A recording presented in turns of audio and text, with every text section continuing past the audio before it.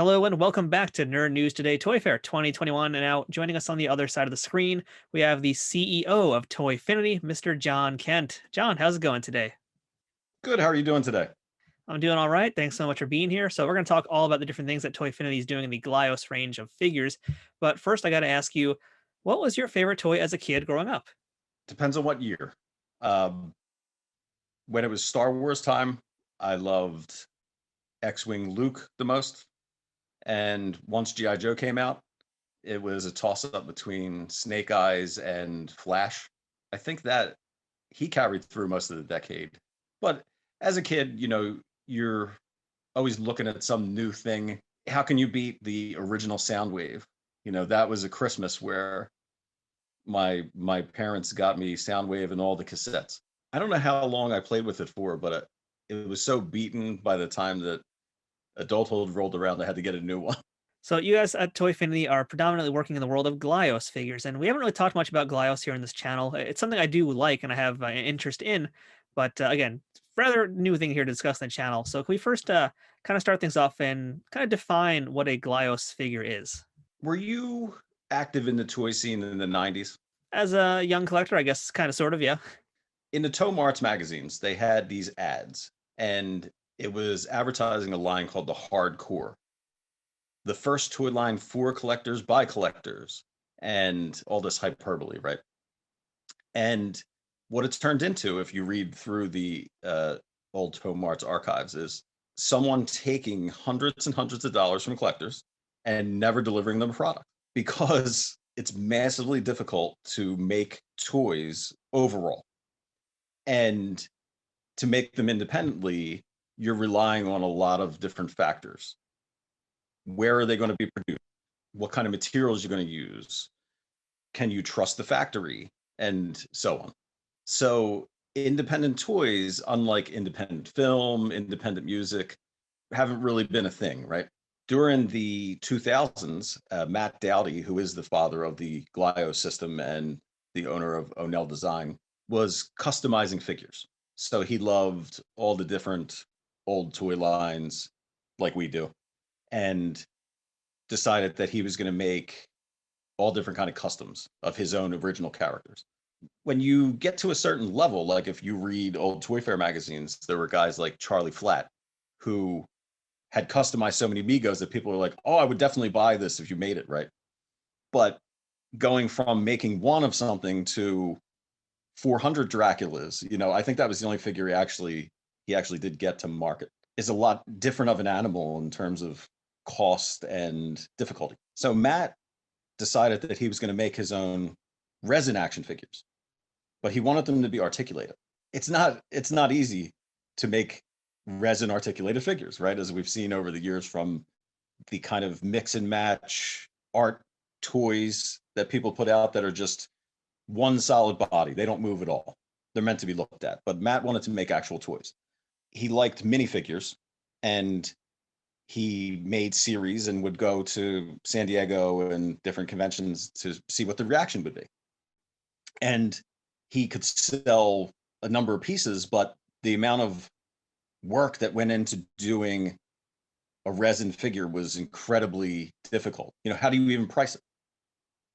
So he eventually decided to take the leap into making action figures in China. Now, one of the things that he always wished was that you could take the head off of a Wolverine figure and put it on the Cyclops, right? It doesn't make any sense. But for customizing purposes, if you wanted to make a new character, you could then paint it or give it new pieces to make it into these other characters, right? So Matt decided that for customization purposes and ease of production at the time, there would be a system of pins and ports that allowed you to swap the limbs. So if you make a steel tool that makes one character, right? You can make an all blue one and an all gray one, and then have a figure that's blue with gray limbs and a gray figure with blue limbs.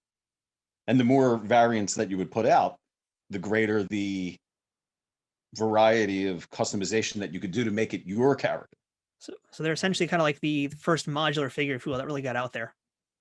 Yeah, it's one of the first modular figures. So Matt was thinking about it, and one of his main goals was to make a figure that could survive being in your pocket all day long, which is also something that played into the sizing of the figures. Glyos, as we talk about it now, over 10 years of active production. It's run longer than vintage GI Joes at this point, which is crazy when I think about it. It's a pocket survivor. That's one of the taglines of the line. They're all made out of durable PVC. So there are videos you could find on YouTube from way back when of people just throwing them into walls and driving over them with cars, and they they're still there. They're not destroyed. You can still actively play with them. These are basically toys for not just collectors, but kids can actually play with these and get experience the same amount of joy as an adult would. Oh yeah, oh yeah, definitely.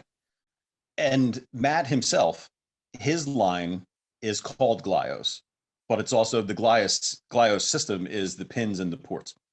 So Glyos is this other alternate reality dimension, space time, however you want to define it, of aliens, robots, soldiers, monsters, creatures, all these different things. And over time, people would come to Matt and say, I would like to also make an action figure line. And the first of what's called the sister lines to the main Glyos line is Colgrim, who's a bounty hunter that also lives in the world of Glyos, made up by Raw Shark Studios. He's a little taller than the main characters of Glyos, and he bounty hunts them, right?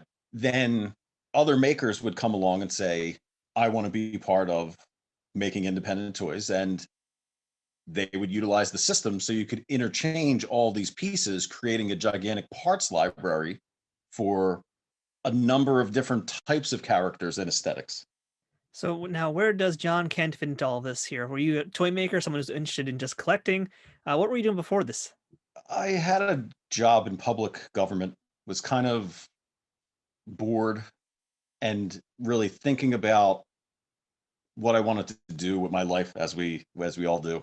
Before I met Matt, I got into independent filmmaking with a group in Philadelphia called Potent Media. So I did that for like 10 years, concurrent to the time where I knew Matt and Glyos and everything.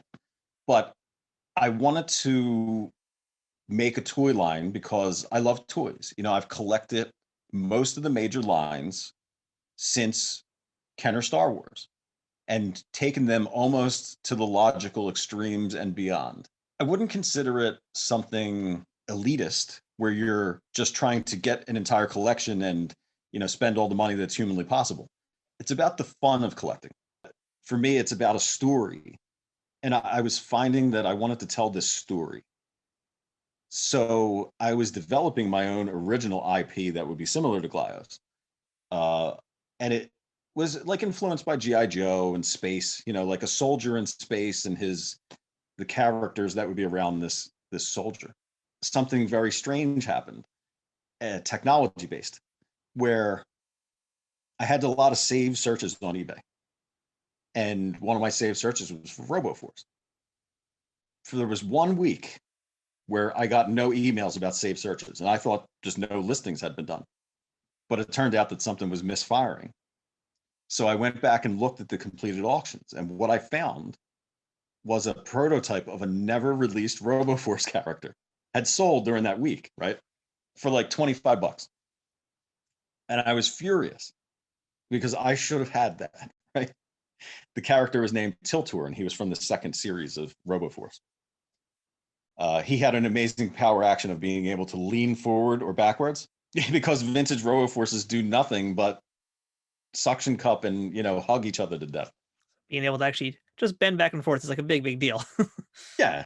He could use that power for whatever the forces of Max and the good robots would want to use it for. Bending over to pick up quarters in the street, picking up newspapers on the floor when they get delivered every morning, that kind of thing. Yeah. So I was like, how could I have missed this? And I started to search the internet, hoping that there'd be another one or more information about it. That led to finding the person who had the rights to all the ideal properties. And after a period of negotiation, I purchased the rights to the Mortals, Manglers, Roboforce, Zeroids, and the Star Team. From that point on, I went to Matt, who was going to work with me on that other concept of the Space Ranger, and said, "We have the rights to all these things. What do we want to do?" And do you know about Unit E? I don't think I do. There's probably a lot of folks out there who don't know either. Maybe you could tell us what that is. Hasbro has been trying to make a universe, and I'm not sure when it became known publicly about this thing. When I first heard about it, I lost my mind. I was like, "You're going to have a universe where Mask and GI Joe and all these things are teamed up," which is what I always would have wanted to do, because as a kid, I've come to define this now as Toyfinity.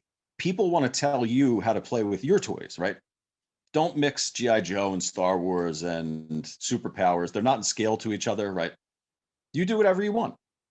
And these concepts keep coming up over and over again. So Zeroids is from the 60s from Ideal as robots, right? 70s, Star Team is robots from Ideal, and 80s, Roboforce is robots from Ideal, right? And this also plays into what we decided to do with the lines. They never had the quality copywriters that Hasbro had, that were trying to make an animated series or something that made sense. You know, Larry Hama for Joe, the variety of writers they had for Transformers that make it make sense from the beginning. In Zeroids, they refer to a planet zero, right? Zeroids, zero. It's not a big logical jump. The Star Team takes place on Earth a little bit, right? For the one comic and the blurbs from the box that they have.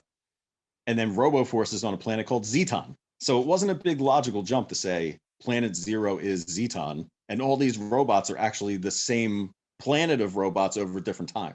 We took that same idea of Toyfinity and what we learned later that Hasbro was doing with all their properties, where they were going to have Rom teams up with Micronauts, which teams up with Joe, and they're going to fight Baron Karza because he's the super big bad of everything. And you're like, that would be awesome, right? So then it was just a question of how do you take those properties and reintroduce them to people? And so I know now with your lines, you've got, as you mentioned, Roboforce, you've got your Manglores, you've got Star Team, and of course the Mortals. And I believe you got a bunch also in hand. So maybe you can show us what these figures actually look like, and we can also get a little demonstration of how the Glyos concept works. So the Glyos system starts off with the figures that Matt Dowdy made as O'Neill design. This is his main character, Phaeton. He's a space alien, and he goes on a number of different adventures. And basically, as he travels through time, he creates copies of himself. So the main one is this light blue one, and then a green one could be your Phaeton, or an orange one, or whatever color you like. And you can mix and match all the parts. So you'll hear a pop noise, and you'll see that the head comes off. So you have this pin on certain parts. And in the torso, there's a port. So this will make no sense, and it's hard to do with one hand, but you can take the arm off, and then you could just pop it right into the head. So if you wanted to have a Mr. Hands from Mr. Bill, character, you could have this hand-faced character, and it's solid. It's not like the old flopsadoodle armor that you might get on a Toy Biz figure where you move it and all the limbs fall off your Iron Man. But every single toy that uses the system has these pins and ports. So this is another character from O'Neill called the Armorvore. And it's basically an armored suit with an animal inside of it, or his head cybernetically transplanted onto this, armor that makes him do evil things or good things, depending on your own universe. But same thing. You can pop the arm off. You'll see the port. So you could, put this limb on this character. Again, you get the idea, right? Or you can put this limb on this character and make it however you want to make it based on the existing parts library.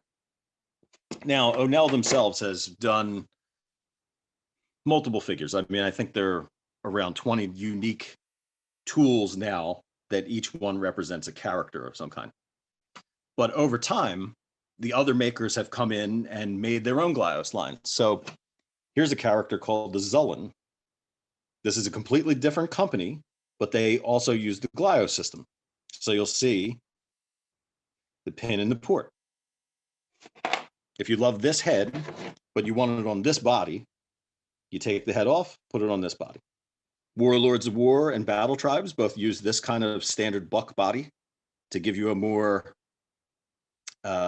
heroic humanoid experience, if you want that. Geodraxis is a race of aliens that are made out of stone. And one of the things that Glyos does is like Power Lords. You have a front face and a back face. So you get multiple characters in every pack. Here's one look for Geodraxis. That might be one specific character in his universe, you know. Then here's another head. Some of the fists can also be heads. But you can also unlock it yourself, where take any parts from any of these dudes, put them together, and there you go. One of the things that came into the Glyos system was licensed properties. So the Colorform aliens are outer spacemen. They were all recreated and are still running today with new additions. So if you ever wanted to have Astro Nautilus, but in glow, there's a glow edition. Knights of the Slice is one of the popular lines that utilizes the Glyos system.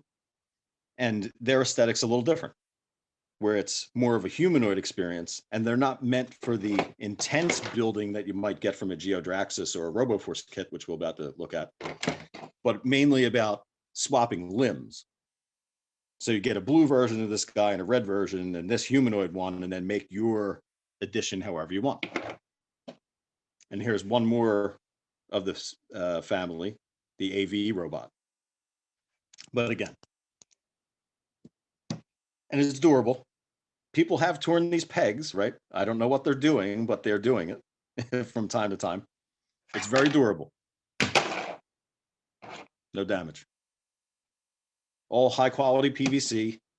You know, you've handled figures like this, but it's not brittle or anything, and it'll hold up to years and years of use. So when we got the characters from all these different franchises, we looked at what the best way was to integrate them all together. In Roboforce, there are 10 released characters, the main one of which was Max Steel, the leader of the Roboforce. So because tooling is so expensive, you might only get one chance to make a figure, right? Say it doesn't sell well, or you run out of steam, you don't really want to do it. We decided to go in the direction of, instead of the vintage Roboforce, which was a robot with hugging, power action, and a suction cup, to make him into more of a hardcore science fiction robot, where he's a kit. So the main Roboforce characters are sold as a kit. That's 41 pieces. And every one of these, where you see the ports, these pieces all come apart. So say you don't like them with treads. You can take the treads off, put those aside, and give him, I'm going to just switch to another one. This is Hundred. He's the main bad guy from Roboforce. But he's got a leg unit.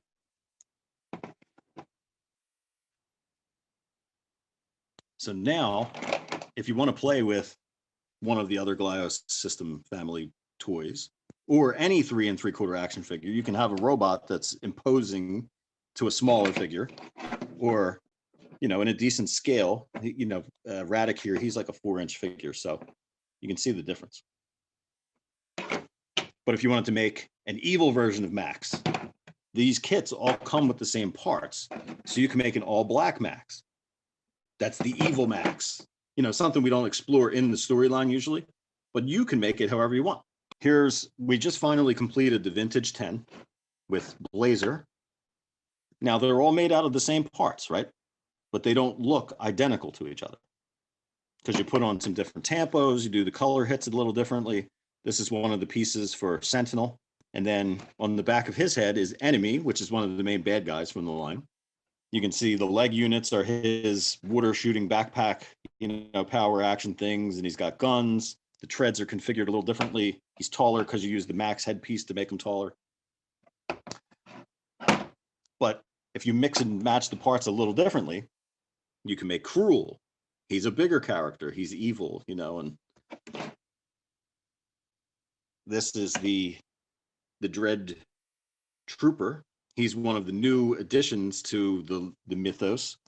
We wanted to give the evil robots their own soldier. You always need a good army builder to have. The symbol actually comes from the Roboforce cartoon, because the leader of the evil robots is not actually 100. It's a character they never made in the vintage line called Nazgar. He's been alive for 1,000 years, and he's been reduced to a brain inside of a giant exoskeleton. But we actually made him. It's really cool despite seeing it again and again.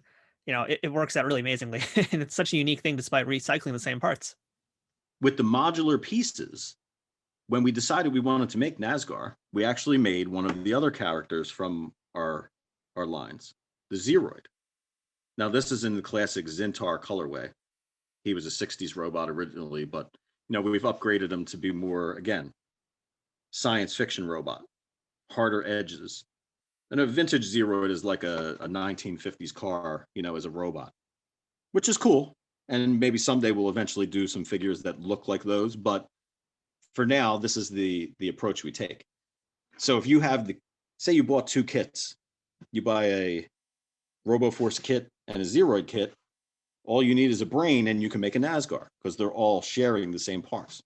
Now, who are the new guys that you've just released in basically end of 2020 or heading into 2021? So we had a release in December, which completed the vintage Roboforce. These are still available in the store, but they're low stock currently. You have Blazer, the Igniter. He's the last of the good guys. And then Vulgar, the Destroyer. Now you'll notice these are completely different parts. What we realized was when you mathematically break down the vintage Roboforce, it's basically a square body or a rectangular body or a tube body, right? So you could take and make all of the different characters just by painting them differently and having the accent parts. Vulgar was well known for his drill. Sota, state of the art. He's like the wise mentor to Max. And in the vintage Carbacks, he's a school teacher in his spare time.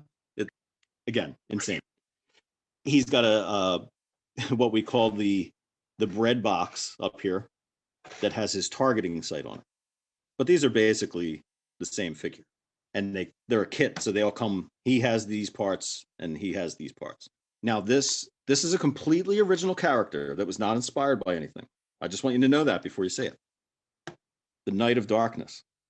Doesn't remind you of anything, right? Absolutely nothing. I've never seen that design before in my life. It's a brilliant, unique, original concept. Here's one of the things about Ideal Toys, right? And I hope this isn't insulting to any of the people that I've ever spoken to who worked there at the time. They were a follow-along company. So if you did something as a movie and they had tooling laying around that they could make into something like that movie, they were going to do it. So the infamous story, which comes from the court cases, you can look them up online. Lucasfilm goes into Ideal, shows them all the stuff from Star Wars, and they're like, nah, there's no money in space, right? And the second that the Lucasfilm person leaves, they're like, we got to make a space line right now.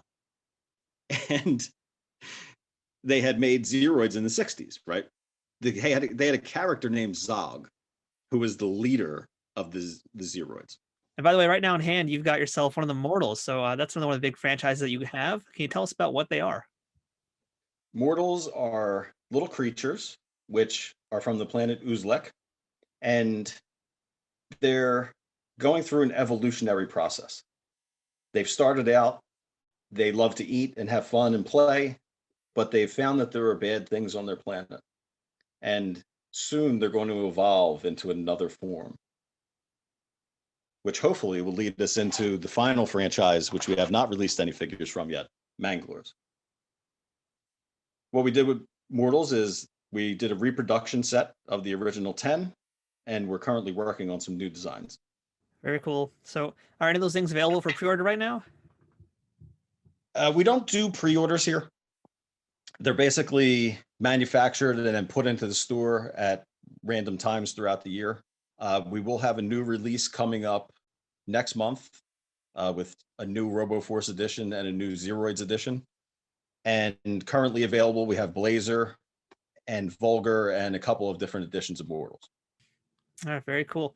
So for folks who want to check out your figures, where can they go to do that? And where can they go to follow you on social media? You can do that on Instagram On Facebook, Toyfinity. On Twitter, it's John Dr. Kent. And the main website is toyfinity.blogspot.com. So we'll have links to all of that in the description below of this video. So make sure you guys check that out if you want to learn more about Toyfinity and all the very, very cool things they're doing. Yeah, John, thank you so much for the presentation. Thank you for explaining to us all about Glyos. Appreciate your time today. Thank you, Matthew.